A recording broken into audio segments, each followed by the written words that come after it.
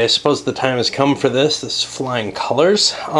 This is the game that's gotten the most thumbs ever for anything on my request list. It currently sits obviously at the most thumbs, but also nothing's ever increased beyond that. Now, one of the reasons is there's been a thumb inflation recently because I asked a bunch of my YouTube viewers to look at games and to look at the BGG list and link to that and thumb some, log in and thumb some of the things they want to see as well, because it's unfair that people who aren't on BGG yet are watching these don't get any input into what I'm potentially going to do. All right, so this is, in essence, a naval fleet battles game in the Age of Sail. There are a number of naval games in the Age of Sail that have come out. Most notably, if I can find it somewhere, and sad to say, I'm having trouble. There it is. Wooden Ships and Iron Men, the old Avalon Hill classic. There's also Clash of Arms' Close Action, Close Quarters, something like that. I've also played Heart of Iron. Now, most of these I have not played, sadly enough.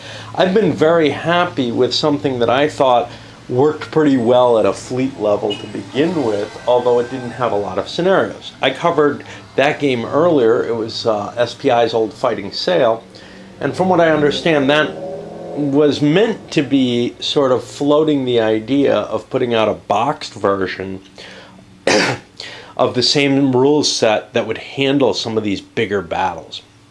And this is the Battle of Minorca set up here, which is the first battle from Flying Colors. I also have Ship of the Line, which is the expansion to Flying Colors. What I don't have is Serpents of the Sea or its expansions, and I'm not certain that I'm going to go on in this series. This was the thing that I'm most interested in for Age of Sail, is this kind of Revolutionary War era, which is what Flying Colors really covers. I'm sorry.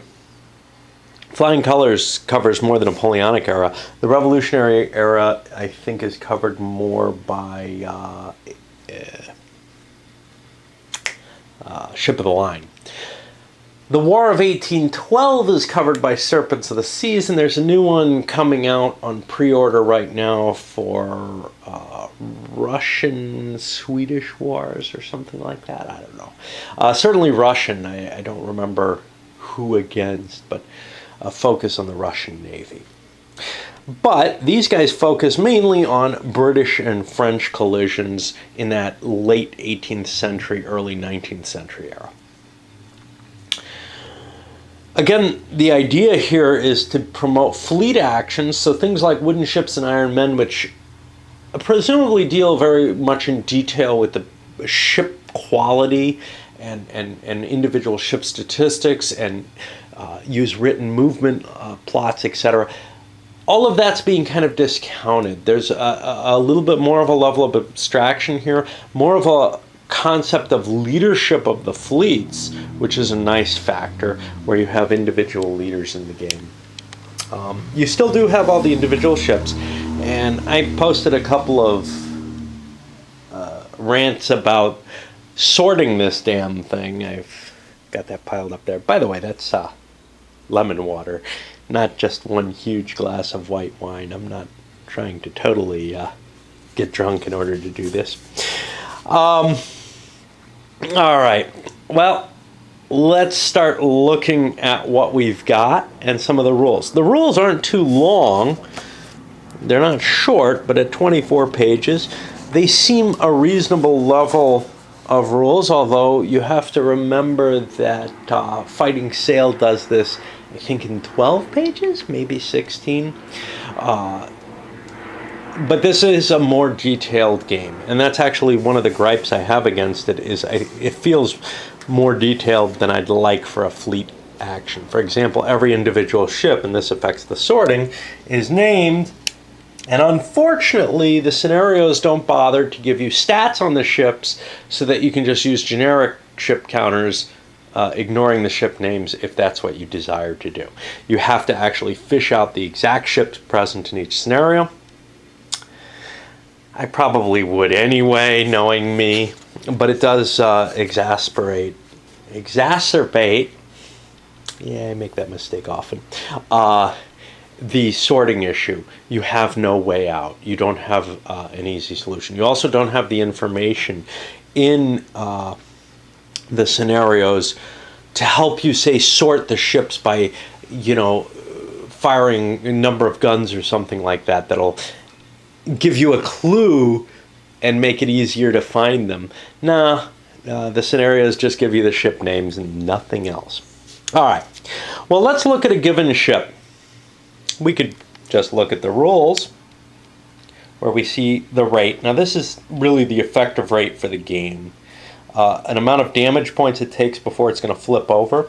And then on the other side, it takes those damage points again. Whoa, again. There are some symbols on the rate which indicate the effectiveness of the firepower of the ship. And we'll get to them again because I've forgotten them all. I read the rules again recently. I've played this before, but it's not a game that really sticks with you. Basically, you have to play it out a few times to really get a feel for it. Playing a few turns of it does help, but I'm going to try to go through the rules again without really a lot of knowledge about them. To help remind myself, and also because I do like to provide these rules overviews, but it's kind of killing two birds with one stone here, so I'm not as certain about the rules as I might be. I certainly skimmed over some parts because it looked like, hey, those are charts and tables, so I can't make a lot of insightful commentary about, how valuable certain ratings are there. Okay. What else do we have? Well, we have the, let's go with this. We have the name of the ship over here, of course. We have the number of Marines, or the Marine strength points associated with it. And we also have a gunnery and actual rate, neither of which matters at all to the game. Those are informational things. It would be nice if other informational stuff was present. I'm not sure how that could be done graphically on the counter, but I'm thinking things that would help with that scenario sorting or whatever. It's time for me to take a drink. It's still hot here. It's only like 85 degrees, but the humidity has gone way up. All right.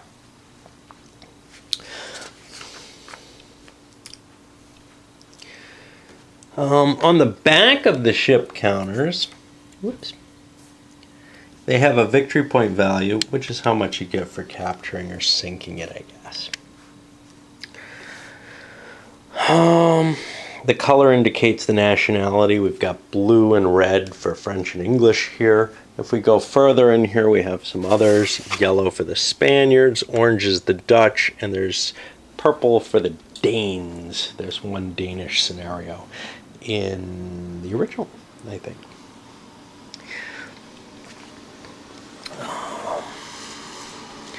Okay, you also have these commanders on the board. And those guys have a number of values.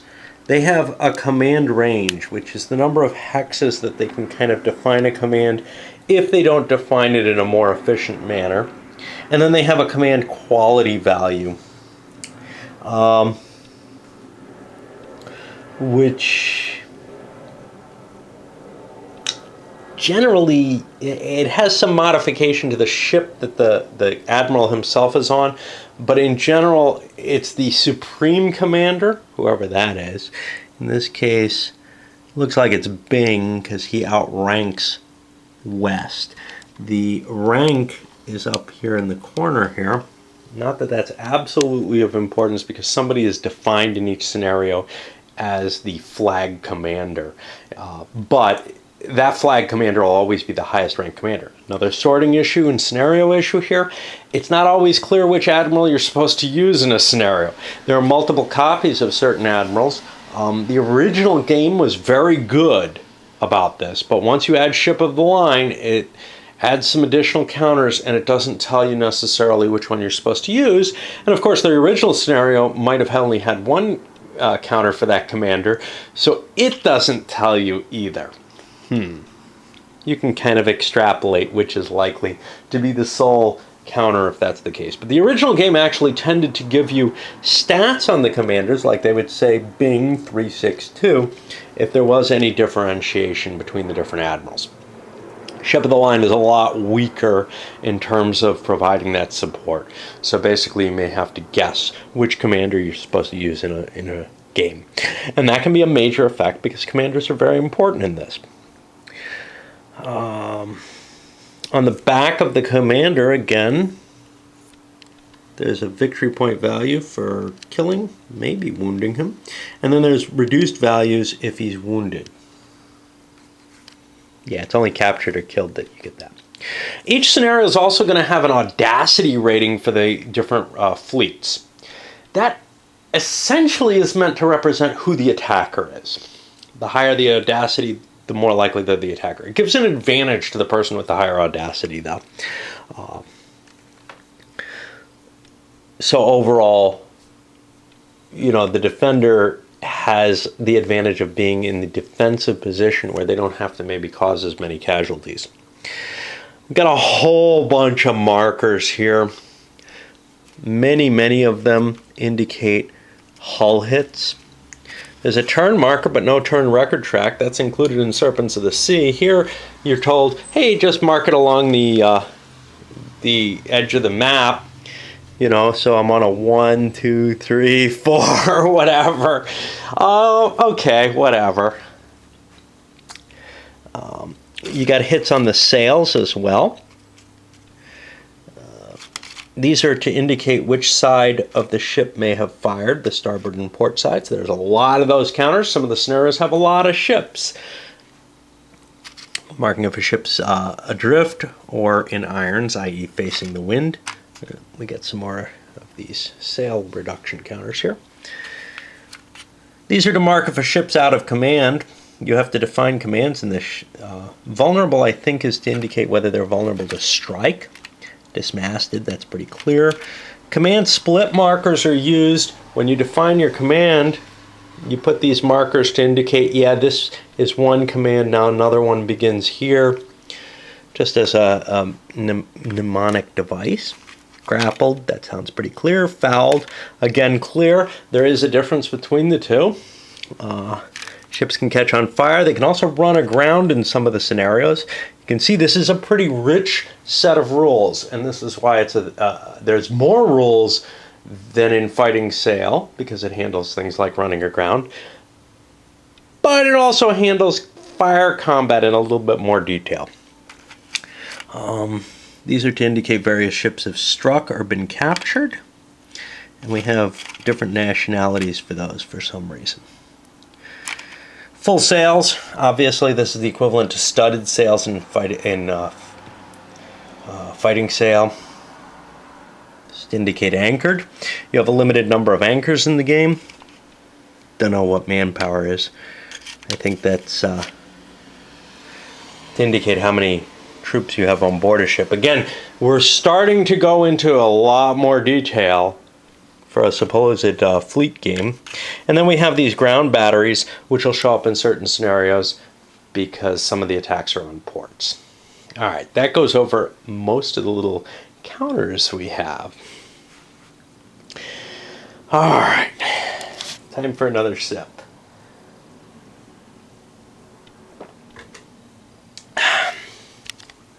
Let's look at the core rules here.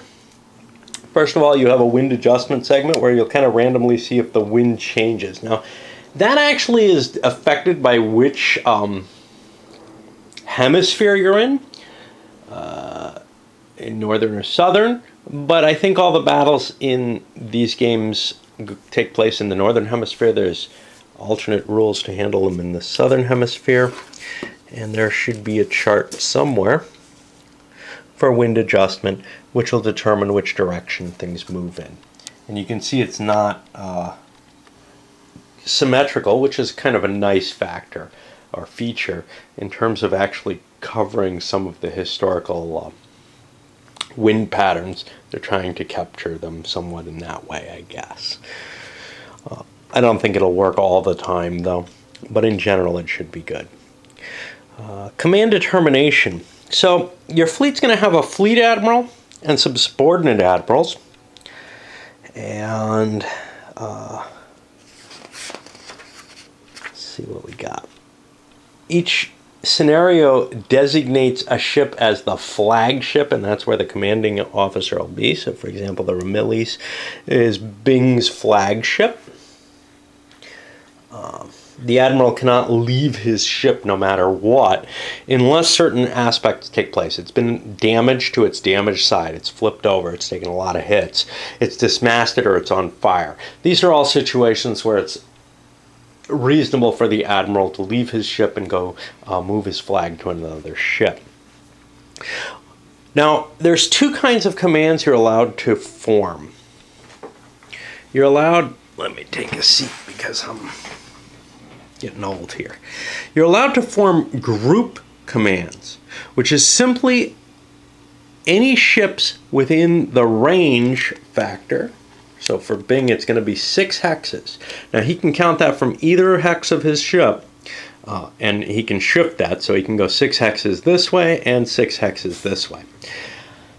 That's the less efficient way to define a command in the game. The more efficient way is to say all the ships are within 4 hexes of another ship in the formation. There's no enemy ships between them.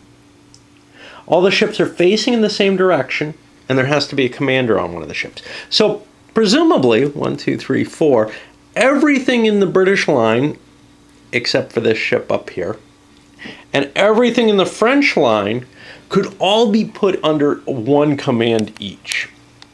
You can see how efficient that is in terms of defining command. However, it's not as flexible. You may want to define your commands with more granularity. In fact, you almost certainly will, so that you'll have one command per admiral.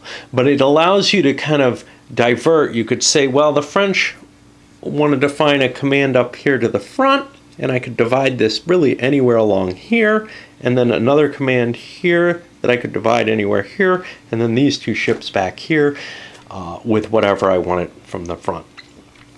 That allows you a lot of flexibility in terms of being able to make some choices during your move. However, if you can't match any of these command descriptions, you're then out of command, and you get a little out of command marker, one of these question marks. And there's some serious potential disadvantages to out of command. What you do when you're out of command is you make a check to see if you're really out of command or if you're just an independent little command of one ship. And that check is made against something.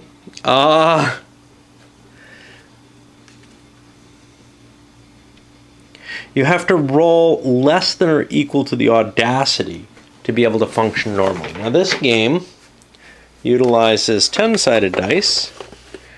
Not that that really helps if you don't know what the audacity numbers are like. They tend to be fairly low. So you have a moderate chance of being able to gain, maintain command of a ship, even if it's outside of any formation. And that's important because in order to move and fire effectively, you have to be considered in command. If you're not in command, then let us see what the effects are. You cannot end your move adjacent to an enemy ship, if you can possibly avoid doing so, and you're not allowed to fire during your movement when you're activated, unless you start immediately adjacent to an enemy ship, in which case you're freed from that restriction. Now, movement is going to be kind of pulsed with each player taking a move and then the other player taking a move.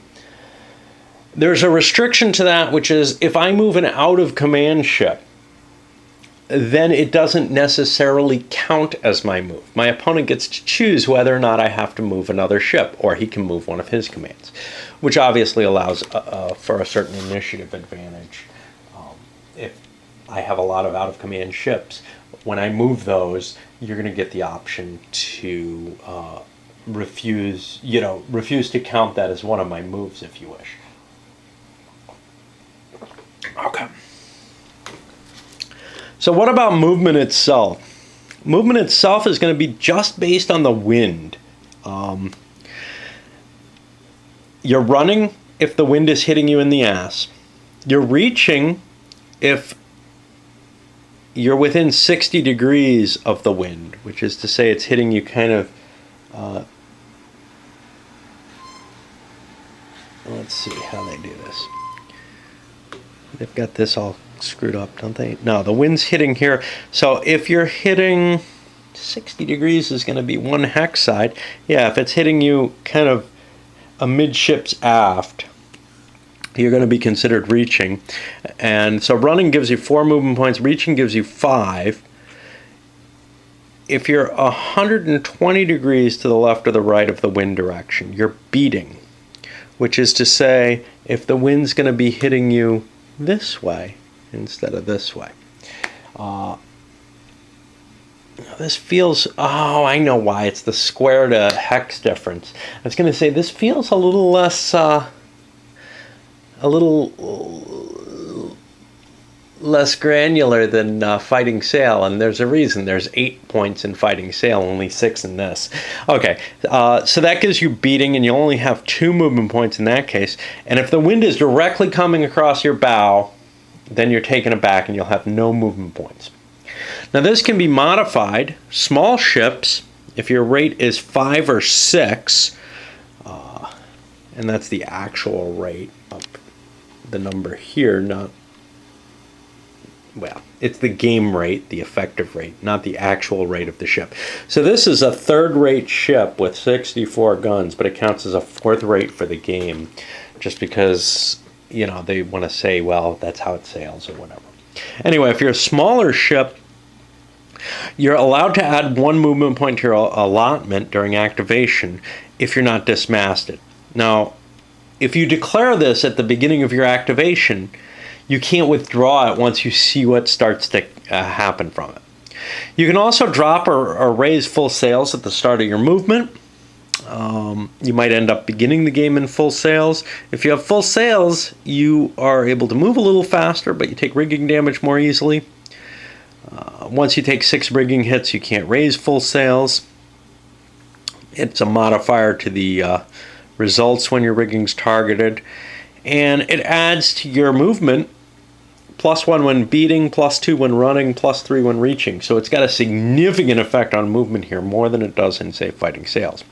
Some scenarios will have weather, breezy or calm. If it's breezy, the movement point allowance is increased by 1, but 1 is also added to the wind change table. And if it is calm, movement points are decreased by 1, and the wind change is decreased by 1 as well. Also, when the wind is calm, drifting happens less often, only every other turn. Some ships are going to have a gray circle around their damage rating. None in here, but that indicates that they have oars, and they'll be able to move 2 movement points regardless of the wind position and whether or not they have masts or anything like that. They can't get the small ship bonus, they can't get the wind bonus, if they're doing that. And there's special rules for that. I don't know offhand if any of the ships in this scenario, in this game, or both games, I don't remember seeing any that were oared, but they worked the rules in on it.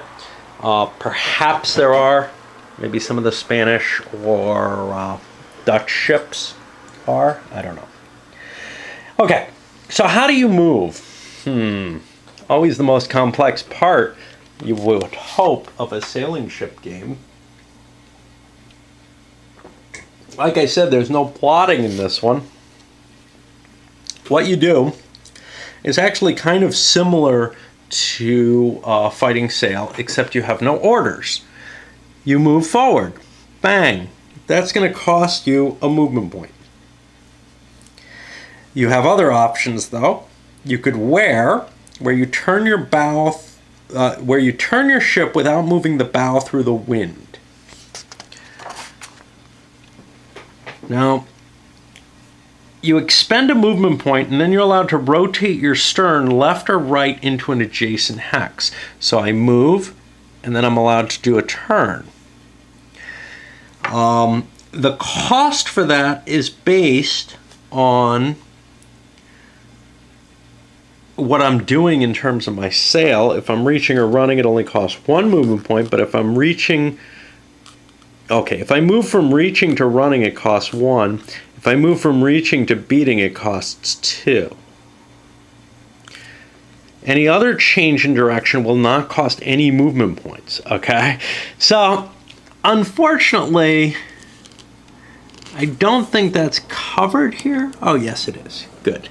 It's on the chart there, so it's something I can look up while I'm moving a lot during the game. And that's something you kind of have to do until you get really used to the system. It's not like you can just remember these things very easily. But it's important. You can never face into the wind when you're doing wearing. You also have to move a hex in order to wear. So you're not able to just turn twice or something like that. You must take a move and then you wear. Okay, tacking is moving the bow through the wind. This is more efficient to go upwind, but it's kind of risky. When you declare tacking, you have to be a beating ship, and you turn your bow straight into the wind when you do this. Then you have to roll a die on the tacking table to see whether or not you make your move. If you get in irons, you're stuck facing into the wind. Otherwise, you can continue to rotate through the wind, so you're now beating on the opposite side of the wind. If it indicates any movement points, like these that say 1 or 2, then you must continue to maneuver normally until you expend these. You have to do the tack at the beginning of your turn, so you can't do any other tacks during the turn after you do one. If you're in irons, you'll be considered adrift for grappling purposes. Okay, here's a kind of cool maneuver that I use a lot, which is side slipping. If you're in a reaching position, which is where you get all the movement points, right? You get like 5 movement points from reaching. And this is also handled on here. You spend a lot of time looking at these charts and using them. If you're doing the reaching, you can do a side slip for 2 movement points. And the way that works is you move 1 hex. Let's assume the wind's coming down this way. 1 hex to leeward, and then you go forward. So you're only getting 2 hexes of movement for 2 movement points, but you get this ability to drift with the wind in a way that you wouldn't normally with straightforward movement. Not exactly drift. When you're side slipping, you can't enter a hex occupied by another ship. If you're grappled, fouled, dismasted, or if you've struck colors, you have no movement points, unless you have oars if you're dismasted. And in these cases, you end up moving 1 hex with the wind during the drift segment. Of course, if the wind is calm, this only happens every other turn. You get an adrift marker. We had some of those somewhere. I don't want to look for them because I'm dripping wet. Okay. One more little move. Well, there's a couple more options here. Sternway. When you're attempting to move a non-drifting ship that has no movement points because it's in irons, or if it has rigging hits that lower its movement points temporarily to 0, you roll a die, you deduct the command quality of a commander who's in that ship. And if you roll greater than 4, you have to move with the wind 1 hex, and then you may rotate your bow 1 hex side, 60 degrees left or right. If you roll less than or equal to the 4, you have the option to rotate without taking the wind effect into play. You can still take it, though. Backing sails. You can reduce your movement rate by backing sails. When you do this, you expend a movement point in a hex without moving forward. You can only do one movement point in any given hex to back sails. It counts towards your turning requirement, though, so this can allow you to wear in place. You back sails, then you wear, then you can move. You may not back sails prior to tacking, but you can do it after attack. You can only use half your initial movement rate rounded down to back sails, which means if you only have one movement point, you can't do any backing sails. It's basically just a way of slowing down your movement because you don't have a lot of control over that with a sailing ship. Okay. In a lot of ways, this reminds me a little bit of Richthofen's War, with the non-plotted movement and these decisions as to where you want to go being very open. Personally, I feel that both with this and Richthofen's War, it ends up slowing the game down tremendously. So you may want to set a time limit on how long you have to make a decision as to how to move a particular ship, just as you might do that with the planes in Richthofen's. To me, it's a somewhat unappealing aspect of the game because people often are really involved in trying to plot out what their ship's going to do in the moment, and it just takes forever. Large ship, stacking. Ships can pass through other ships as long as they don't end their move occupying the hex of another ship. If you can't avoid stacking, then you're moved back to the last position you occupied before entering it, and you check for collision. And I don't know, there's probably a collision table or something. Damned if I know where it is, so I don't think there is. If an active ship has enough movement points to clear a large enemy ship, it can pass directly through that ship counter from either the port or starboard hexes, shown in the facing diagram 3.6.1. Well, diagrams aren't well numbered, but I guess it's this one.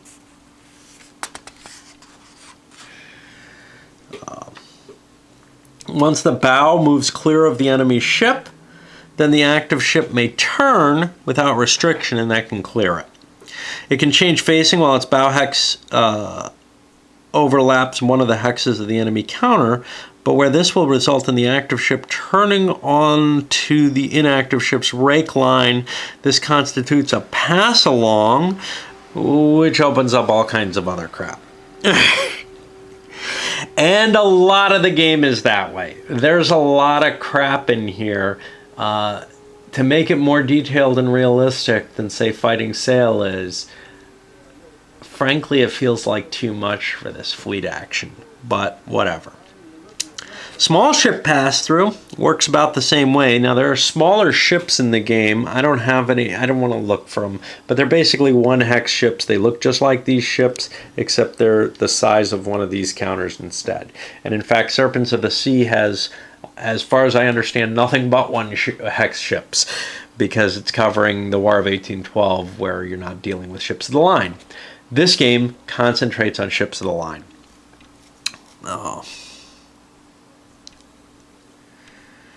You declare which side of the small ship that you're crossing, the bow or the stern. And the inactive player can oppose this by rolling on the evasion table, in which case he gets to choose which side it's going to be. And there's an evasion table somewhere, apparently. Again, not available in the player aids. Perhaps it's on the back of the rulebook. Some things are on here. There's the evasion table and the collision table. You can see these are just, trying to get a certain amount on the roll. So, for example, on the evasion table is 0 through 6, and you get a modifier based on the rates and the quality of the captains if they're there. Pass-alongs. When you enter a hex occupied by an enemy counter from the bow or stern, you declare which side you're going to pass along. Okay? What does that mean? Well, it means if I slip up into this hex, I have to declare, am I on the left or right side? The inactive player can evade this using the can oppose this using the evasion table, in which case he gets to choose which side it is. If the active ship wishes to turn onto the inactive ship's rake line, having entered from port or starboard, the active player first resolves any fire combat before declaring which side he's passing along. If there was an attack from the rake line, it must pass along the inactive ship's far side, which is to say, if I sail into here and decide I'm going to rake across here, I've got to pass along this side. I can't say I'm on this side now. Just common sense there. If I don't do an attack, the inactive player cannot oppose this. I get to choose which side I'm on. This would be holding my distance, and it would be very difficult for the non-moving ship, even though they're both moving. I don't know. Whatever. If I turned onto the rake line, having entered from the middle hex of the port or starboard side, then I must pass along the near side of the inactive ship. What? Yeah. If I slam into the middle here and turn this way, I've got to keep going where it's obvious I'd be. Now, if I cannot avoid a collision, moving my ship and ending my ship in the same space as an enemy ship or another ship, the ships may end up colliding, and the moving ship will end up in its position prior to overlap, whether or not a collision occurs. I cannot try to create a collision. No ramming in this, essentially. If any movement is possible to prevent, using wearing, backing, sails, whatever, the avoidance of a collision, I must attempt to do that. If the collision check is unavoidable, I must back sails as often as possible in order to burn the number of movement points prior to the impact. Yeah, this is kind of annoying. So I'm moving and I'm in a position where I may collide, and my opponent's going to be able to tell me, you have to start backing sails now. The interactions of this, they may become more familiar and make more sense as you play, but right now they're just a blur in my head. In order to grapple a ship, you have to share a port or starboard hex side with an enemy ship that's adrift in irons, dismasted, anchored, or fouled, and then you can try to grapple it once during your activation. If the ship is not already grappled, fouled, anchored, or grounded, it can try to evade on the evasion table. If it successfully evades, I must continue my movement. Otherwise, I can attempt to grapple by rolling on the grappling table. If successful, the ship ends its movement. A grappled marker goes across them. Fouled ships can attempt to grapple the ships to which they're fouled. Firing is allowed defensively against grappling attempts. Oh, shit, I'm dripping on my damn rolls. All right, we're going to have to sit back and try not... God damn it, look at that shit. Okay.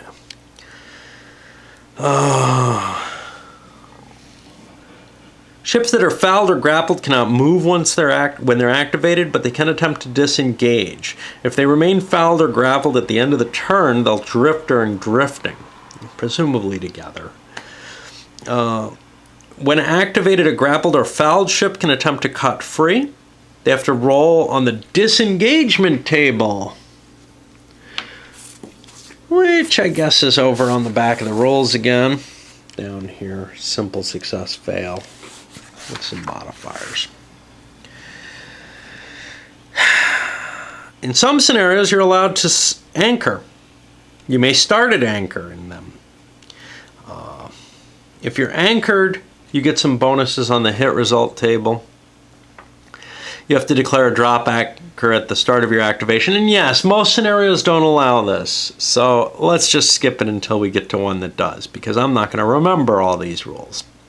All right, fire combat. Fire combat is kind of like in... shit, I'm running out of goddamn juice on this piece of crap. All right, let's plug it in.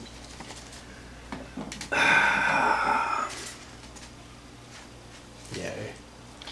Really don't like this new camera. And I don't want to pause it because Then I have to make something through Movie Maker, and Movie Maker doesn't work well with it. Oh, crap. Now I've got face priority AEAF on here. Shit, I don't know what that means. Great. Well, I guess that's going to be up for the rest of this because I don't know how to stop it. I pushed some accidental buttons while I'm trying to plug this crap in. Alright, you can tell how thrilled I am, but it's not just, my overall mood. This game has created a huge gripe factor on me. And there's a reason I haven't been playing it, because I tried it once and it sucked for me. But here we go. Alright. And maybe I'll like it, Maybe it'll be better solo. Fire combat. Okay, so fire combat is infinitely more complicated than fighting sail, flying sail, whatever the fuck. Alright. You do it when you move, just like in fighting sail. However, there's defensive fire in this game. You have to have the ship in range and line of sight. The enemy can conduct defensive fire, and they can do it with any ship that has a firing opportunity at that point. And this also happens, I guess, during grappling, because it says it elsewhere. And it still says face priority AEAF on my screen. I hope it doesn't say it on yours. Goddamn crappy ass camera. Alright. Pardon my French. I know I have some Christian viewers, and that's probably really offensive, and I'm sorry. It's just me being me. Okay. So the firer chooses what type of target he's going for, rigging or hull. If there's a possible rake, then he has to roll to see a rake table to see if he actually gets that rake off. And that's somewhere in all this stuff. There it is. Under my face priority AEAF. The firer rolls the die and determines what happens, and the damage is applied to the target and marked with and the ship that fired gets a broadside fired of the right type, and they can end up firing both their broadsides. The active vessel is allowed to return fire against the originally selected target, or he can withhold the declared attack. So if you're the guy who moved, you can declare a fire, take fire from your enemy, and then decide you don't want to fire. But it's done in that order. The defensive fire takes place first, so there's no huge advantage to outmaneuvering your opponent. In fact, you could get a rake lined up, and the opponent has some other defensive ship that hoses you as you go in. You can fire twice per turn, once from each side of the ship. You can fire either of them after you spent a movement point, unless you're immobile owing to being grappled or fouled at anchor or adrift, or at any point after declaring a tacking or sternway maneuver. Now, what does that mean? I don't know. Because you don't spend a movement point when you're immobile or grappled or fouled. I don't know what the hell that's supposed to mean. I'm sure there's, an example in the playbook that gives it, but the rules don't express it very nicely. I think what it means is if you're activated and you're grappled or fouled, you can fire. I know you can when you're grappled. I don't know if that's the time that you do so. Backing sails expends a movement point, so that fulfills your expenditure. You can fire your guns before or after you complete a free turn, if you get a free wearing due to your movement, after you expend your first movement point. You can fire both broadsides at the same time if you wish. That may generate 2 defensive fires, I guess. There are some smaller ships, basically the things that don't have the long counters. In the interest of being sporting, a ship of the line can't fire on them normally. They can only fire on them if the smaller ships fired and inflicted damage to a ship of the line. Small ships can fight at each other perfectly fine. There's line of sight. You trace a line, and if it's occupied by friendly and enemy ships, it blocks the line of sight. Not just the counter of the ship or the ship outline, the whole hex blocks the line of sight, even though there's presumably space there. You do that with an imaginary line. Imagine that. You have an arc of fire, which is fairly common. Basically, the front 3 hex sides and back 3 hex sides are unavailable, and you trace out from that. Except there's the rake lines, which may have chaser guns on them. Yeah, this is a simplified fleet game.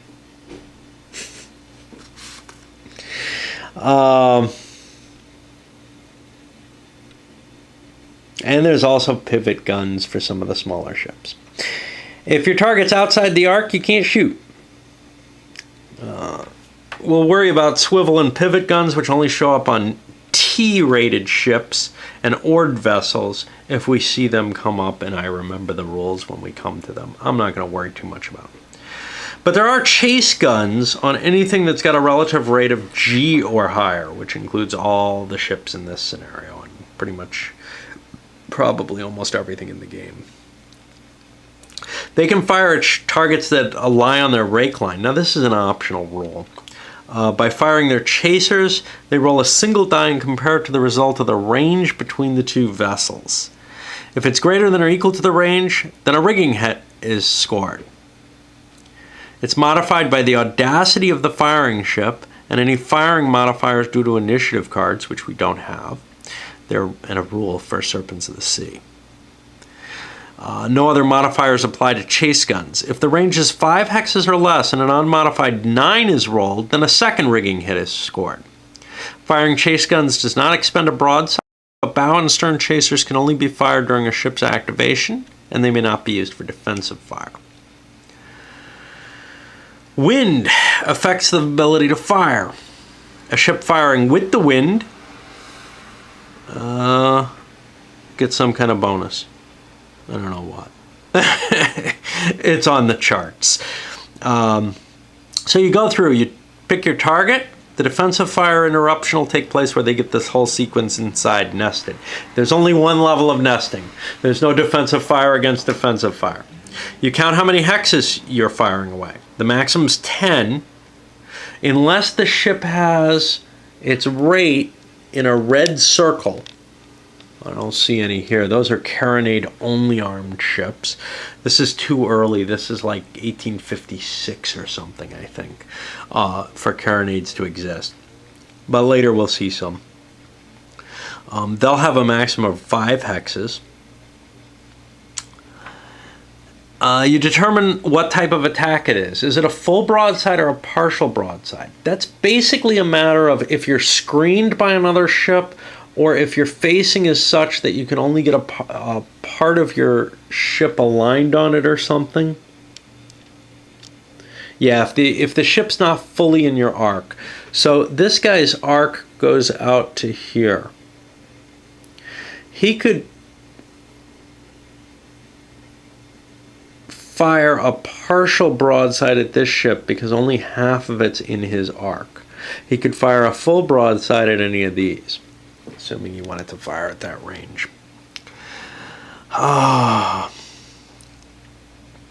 You determine whether it's hull or rigging fire. This determines the chart type that you use. If you're on the row of hexes extending the length of a ship, that's the rake line. There's a bow and stern rake line. If any hex of an active ship occupies this line, it may attempt to acquire an additional rake benefit when firing the target. The likelihood depends on the distance and the part of the rake crossed. And again, there's some kind of raking table here where you have modifiers based on what you're trying to do there. And you want to get a low value, so further away you are, the less likely to get a rake. If you can't draw both hexes of the firing ship to the closest hex of the target ship, the rake's only partial, and the firepower will be done as a partial broadside. When you fire a partial broadside, your rating of your ship, so the first number here, like this 4 here, goes up by 1, which means your ship has less firepower, essentially. Defensive fire versus rake. Only a moving vessel can perform the rake, but a vessel defending from a rake can fire a full broadside if both hexes of the attacking vessel fall within the defender's broadside arc. Okay, that's a weird statement, and it sounds almost as if, gee, I'm being raked, how do I get a broadside? No, remember, other ships can fire the defensive fire. I don't know why they speak about this and make a special rule about it, but whatever. Rake limits. If you perform a rake, you must completely exit the target's rake line and then re-enter it in order to rake the same target again. This is because you're facing basically, say, the bow of the ship. It's right on you as you swing by. Well, now you've swung by. You could turn and get this, but this is no longer really a rake. It's avoided the rake at that point. So that's a special rule to indicate that you have to get yourself back into position for another real rake. You have to cross the T again. There may be cases where the enemy turns towards you where that doesn't make a lot of sense, but then his rake line will have moved away from you because he's turned, right? So it does. So the ship's firepower is cross-referencing the rake with the range on the firepower determination table. Damned if I know where that is. This is the hit table. Here it is. So you look at the relative rate of the ship and you compare it to the range in hexes. Now the relative rate takes effects from hits and other factors like firing if your full sails are up or if you're dismasted. And then there's also direct modifiers to the firepower value that's obtained. So when I cross-reference the rate to the range, I get a firepower value. That itself can then be modified. And then what I'm going to do is I look on the firepower table, I look at my modified firepower, I choose either rigging or hull hits, and then I roll a die and we see what happens. But there are modifiers to the die rolls here, which allow you, of course, to get below a 0, perhaps, and up to a 12. I think on the 10-sided die, the 0 is a 0, not a 10. But of course you have to look that up in every game. A 0 is a 0. Good enough. Alright. That's basically how the fire happens. You'll be getting some damage from that when you look up on the firepower table, and that'll be recorded as a number of values. So this says 3 rigging and a marine. This says 4 rigging and a chance of fire, 3 hull and a chance of fire. If your firepower goes above the chart, it wraps around. So if I had 22 firepower in actuality, I would get a 20 and a 2. I don't get lots of zeros and less than zeros or anything like that, I don't believe. So even though it says greater than 20, it actually does wrap, I believe. Maybe I'm making that up from something else. But I seem to remember having read that.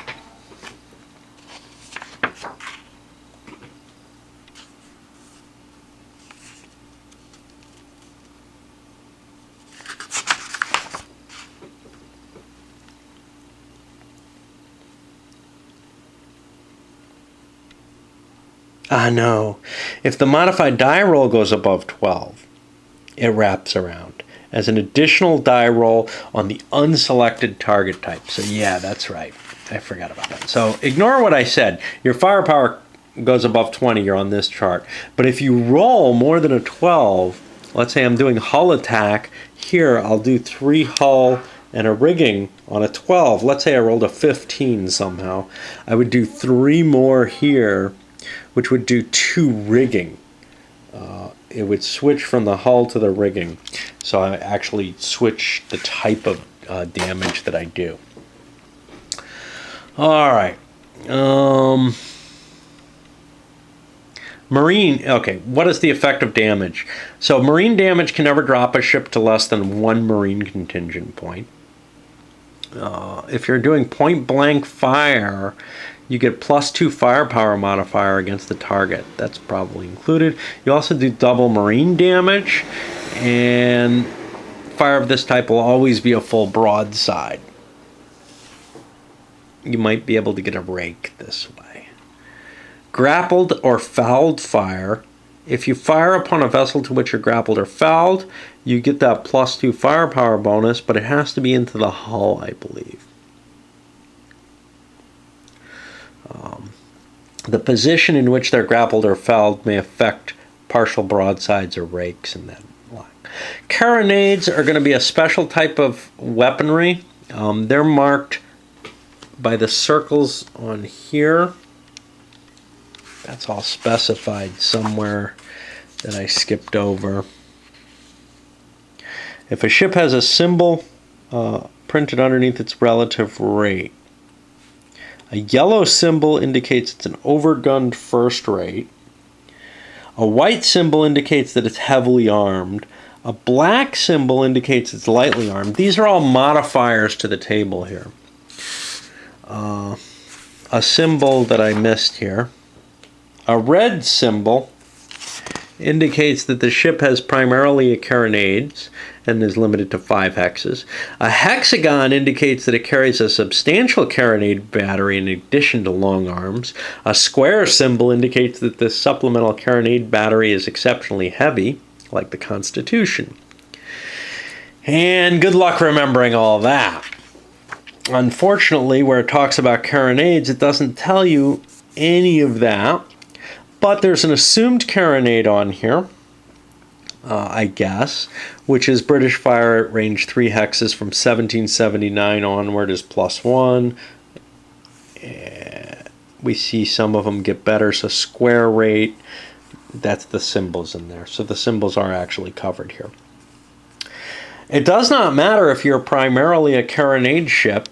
Your rate already takes that into account, I guess. Okay, what's the effective damage? Wow, I have no time on here. I wonder if this fucker's recording. Jesus, Alright, I gotta hope it was. I've spent a lot of time, so it looks like it has been. Unfortunately, I had to separate, but it's gonna be multiple parts because it's a long video, so I'm gonna have to go through the processing stage anyway. Alright. For every 3 rigging hits that you take, you reduce the ship's movement by 1, and it's going to be a -1 modifier on tacking. If it's taken 15 rigging hits, it's dismasted, and it can no longer sail. It can only drift, unless it has oars, I guess. Drifting ships don't cause collisions. But they can be collided with. If a drifting ship has not had its hull damage capacity reduced to 0, it can still be activated to fire. It won't get to move or anything since it's drifting. There may be penalties to fire for that because you can't control your movement. Marine damage just decreases your marine value. If it's at point blank range, it's going to be doubled. Hull damage. Okay. Once you take an amount of hull damage equal to this, your damage rating, you flip over and you're now a damaged ship.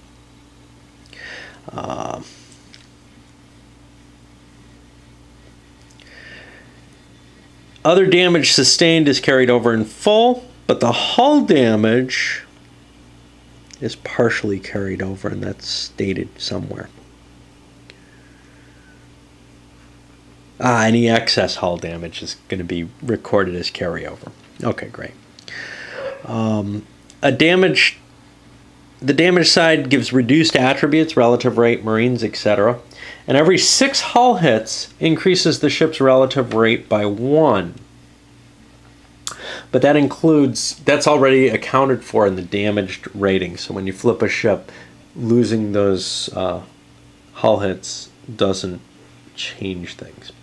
A damaged ship with only 3 or fewer hull hits remaining gets a vulnerable marker to indicate that it could strike colors. A ship will strike if it has 3 or fewer hull hits remaining, or if it's both dismasted and within 5 hexes of an enemy ship or shore battery. Okay. If it's vulnerable due to hull damage, it strikes on a modified die roll of 4 or more, reduced by the number of hull hits remaining. If it's dismasted and within 5 hexes of an enemy ship or shore battery, it strikes on a modified die roll of 6 or more. Modified by what? If it's vulnerable in both cases, it strikes on a modified die roll of 2 or more. The die roll will be reduced by the fleet's audacity rating. The attacker is less likely to surrender. And the command quality of the highest ranking commander on the board. Ships that have struck may not move or fire. They'll drift a hex. A struck ship cannot evade a grappling attempt and does not melee. Struck ships that have been grappled are automatically captured during the melee combat phase. They will not sink. There's special optional rules for that. And we're a little bit over halfway through the rolls here, just to give you an idea. A ship's vulnerable to sink when it has no hull hits remaining. It sinks on a die roll less than or equal to its original rate. Bigger ships are harder to break up. You add 1 to this die roll if the rate is bounded by a black dot. Well, what does that mean? I don't remember. I think black dot may mean that it's overgunned, but it may mean that it's undergunned. It means something about the guns, and we got to look that up here to make some sense here out of this, right? Because this game doesn't make sense because it uses iconography. Unfortunately, it's necessary for the complexity. Black is lightly armed for its rate. Okay? So why would that make it more likely to sink? Oh, it's equal to or less than, so it's less likely to sink. Great. You deduct 1 or 2 from the die roll if the rate is bounded by a white or yellow dot, respectively. So those are easier to sink because they're overgunned. Their rate indicates not necessarily their hull strength so much. Ship can no longer fire if its hull damage is reduced to 0. When a ship sinks, any commanders aboard are eliminated. If the ship is fouled but not grappled,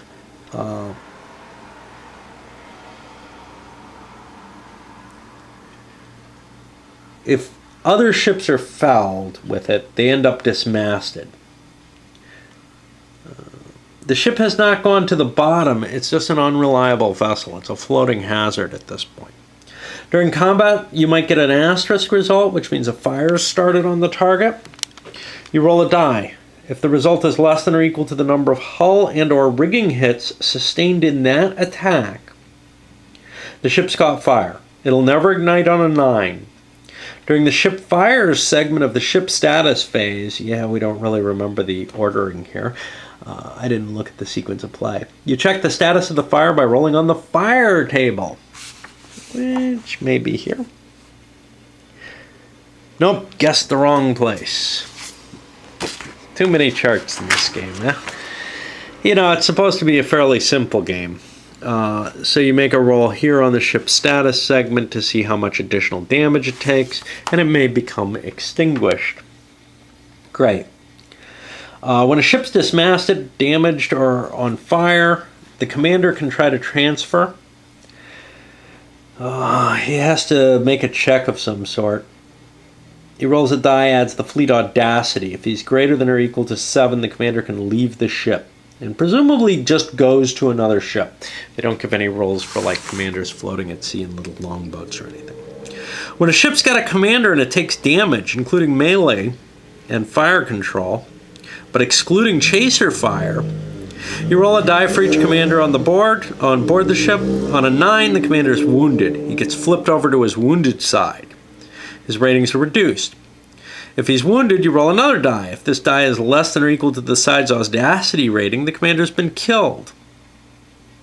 So the attacker's more vulnerable because he's taking more risks. A commander is captured if his ship, he's eliminated if his ship is sunk or captured. If a ship strikes, though, the leader can try to leave that ship before it's actually captured. But once it's actually captured, he's hosed. What about melee combat? Damned if I remember any of this. After ships have been... Okay. After all ships have been activated, melee combat can take place between ships that are grappled together. And yeah, I mean, this is just too much for me for a naval game somehow. Only ships that are grappled to enemy ships or friendly captured ships may engage in melee. The player who won initiative selects the order in which melees are resolved. After selecting a group of 2 or more grappled ships, the initiative player indicates whether he will attack and how many marine points will be allocated. If he declines, the non-initiative player has the option to attack and allocate marines.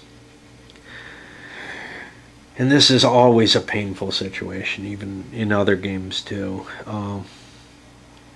Regardless of the background color of an attacking or defending ship in melee, the current relative rate of a defending ship may not be more than 2 points larger than the current relative rate of the attacking ship. Which is to say, little boats can't capture big boats. You determine melee combat value. You check the marine value of the ship, deduct any damage it's taken, and add the command quality of all commanders on board. If you have a ship grappled to one or more enemy ships, you may divide the melee combat value as desired between them.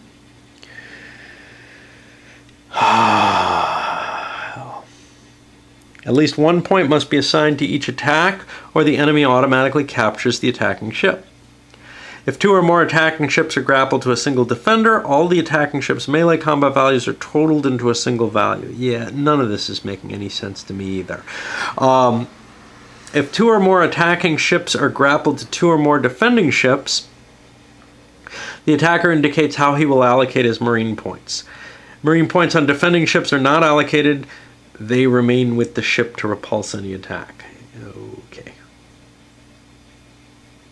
Then you determine a ratio.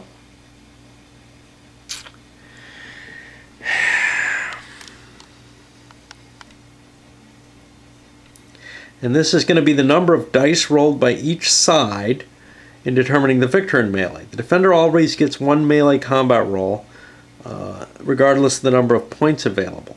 If the attacker cannot muster at least as many combat points as the defender, he can't attack. Regardless of the number of melee combat points the attacker can muster, no more than 4 dice can be rolled. And we'll play that out when it happens. But basically, if the defender rolls higher, he repulses the attacker. The attacker loses a marine from each ship in the attack. If they roll equal, the defenders repulse the attacker. Both sides lose a single marine. If the attacker rolls higher, he wins, and the defender's ship has been captured. The attacker loses 1 marine from 1 ship, and a captured marker is put on the captured ship. It's a rule for Nelson's Patent Bridge. And this one makes no sense to me either. If a captured ship is fouled by another enemy ship, the capturing side may immediately try to grapple the second ship and attempt to capture it with any remaining marines through the marine combat process. I guess you capture 1 ship, you get to roll and use those same marines again. Continual attacks may be continued against enemy fouled ships as long as each attack is successful and the attacker has sufficient marines to initiate an assault. If you capture a ship, it cannot be fired offensively or defensively. It cannot melee. It cannot initiate melee. They may be part of a command for activation and movement. If they're not, they must attempt to flee enemy ships if possible. They can be recaptured. They have an inherent marine value of 1, regardless of what's on the ship. Oh, God.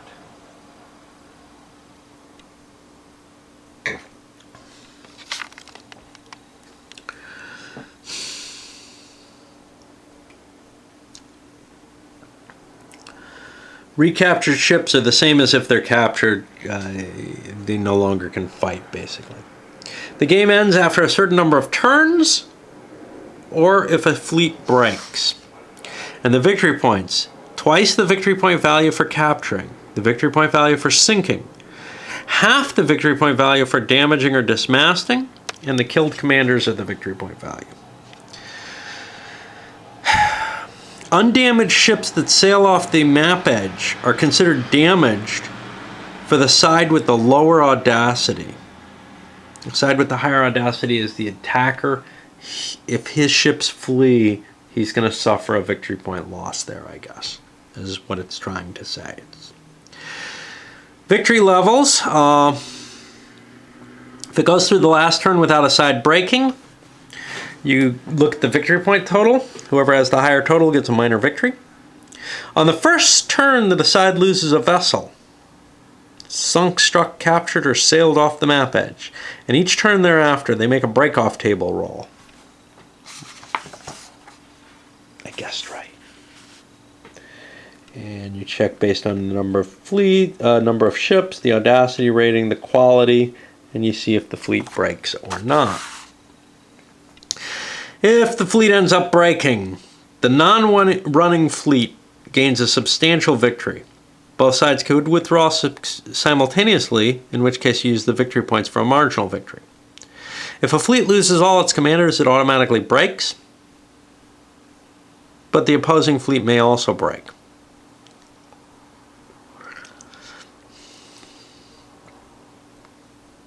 If one or both sides have multinational fleets, each nationality has its own chance of breaking.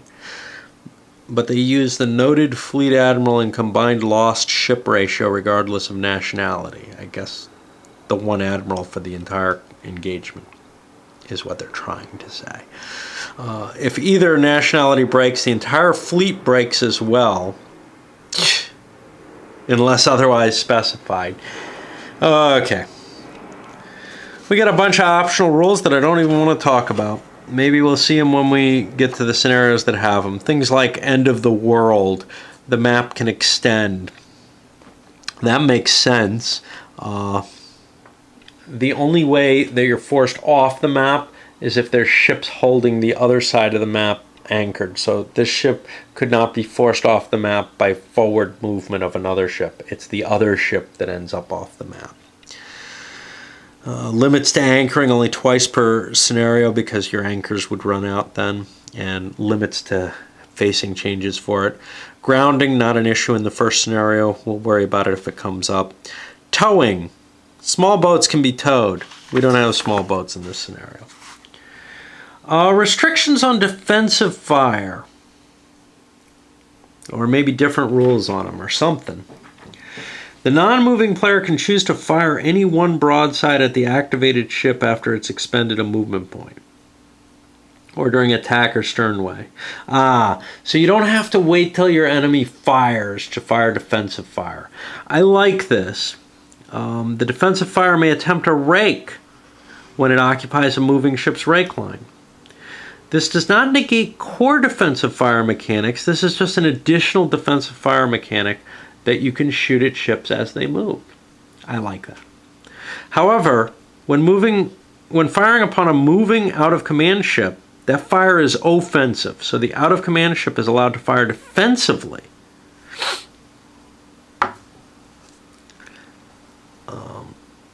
The out-of-command ship must make an unmodified command check to fire at an active ship. A failed roll means it cannot fire defensively at that ship for the duration of the activation. Rules special for shore batteries. We're not on a scenario with them. I'll look those up when we play those. Ships that are awash. Okay. So rather than just remove sunk ships, you can leave them on the board as obstacles. And we'll do this. I'm not sure how to mark that they are, but I like that rule, I think, if I can remember all this.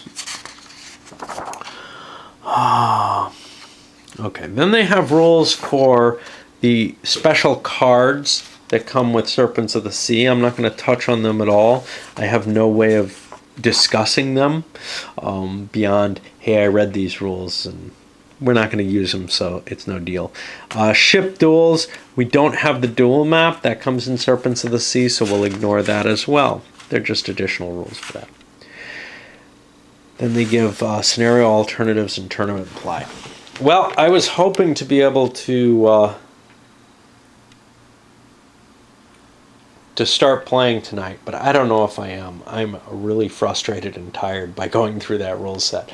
It never really sinks in because what it comes down to is you really have to try fiddling with the pieces and seeing how they move and playing with the charts and absorbing them. And it takes about half a scenario, I'd say, to feel like you've got any grasp on the game at all. So, I'm going to invite you to watch the playthroughs, at least one of them, in order to get a better view of what's going on. Hopefully, it'll be a less profanity-ridden view as well. All right, up